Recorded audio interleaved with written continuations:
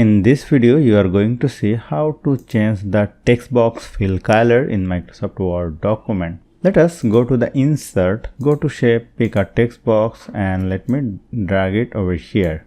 And let me write here nature. Select the text, go to home and make it center and increase the font size. Now if I keep this text box over here, you will see this is actually the white fill color.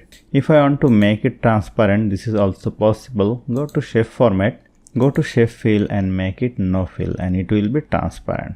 But I want to give some fill color. Select it and put it over here. Click on over this, go to shape fill and you can choose a fill color from here. And you can remove the outline border, select it, go to shape outline and make it no outline. If you want to give a gradient color, click on the shape, click on right button, go to format shape and go to gradient fill and you can choose your desired gradient color from here, or you can choose from here also. So hope you found this video helpful. If you like this video, please share this video with your friends and family and don't forget to subscribe. Thank you.